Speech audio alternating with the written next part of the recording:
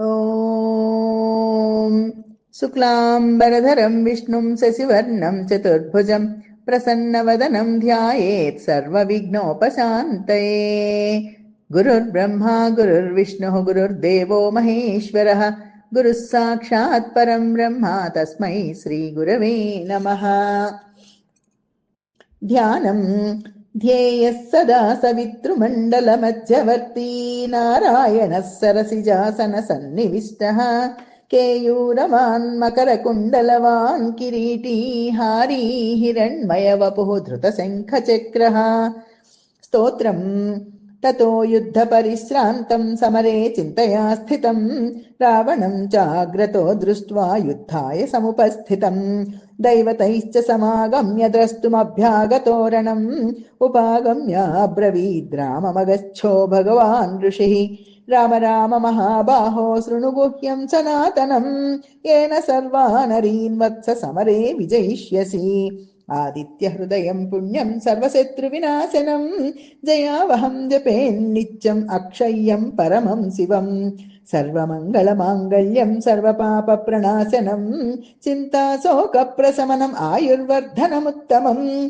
रश्मिमन्तं समुद्यन्तं देवासुरनमस्कृतं पूजयस्व विभस्वन्तं भास्करं भुवनेश्वरं सर्वदेवात्मको ह्येष तेजस्वी रश्मिभावनः एष देवासुरगणान् लोकान् पाति गभस्तिभिः एष ब्रह्मा च विष्णुश्च शिवस्कन्दः प्रजापतिः महेन्द्रो धनदः कालो यमः सोमो ह्यपां पतिः पितरो वसवः साध्या यस्विनो मरुतो मनुः वायुर्वह्निः प्रजा प्राणा ऋतुकर्ता प्रभाकरः आदित्यः सविता सूर्यः खगः पूषा गभस्तिमान् सुवर्णसदृशो भानुः स्वर्णरेता दिवाकरः हरिदस्वः सहस्रार्चि सप्तसप्तिर्मरीचिमान् तिमिरोन्मथनः शम्भुस्त्वष्टा मार्ताण्ड अंशुमान् हिरण्यगर्भः शिशिरस्तपनो भास्करो रविः अग्निगर्भो अदितेः पुत्रः शङ्खः शिशिरनाशनः व्योमनाथस्तमो भेदी ऋग्यजुः सामपारगः घनवृष्टिरपां मित्रो विन्ध्यवीधी प्लवङ्गमः आतपी मण्डली मृत्युः पिङ्गळः सर्वतापनः कविर्विश्वो महातेजा रक्तः सर्वभवोद्भवः नक्षत्रग्रहताराणाम् अधिपो विश्वभावनः तेजसामपि तेजस्वी द्वादशात्मन्नमोऽस्तु ते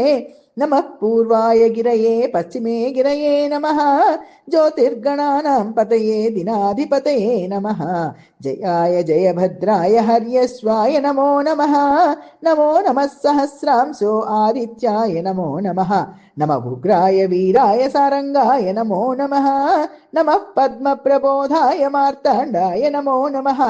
ब्रह्मेशानाच्युतेशाय सूर्याय आदित्यवर्चसे भास्वते सर्वभक्षाय रौद्राय वपुषे नमः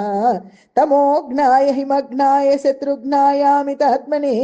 कृतघ्नघ्नाय देवाय ज्योतिषां पतये नमः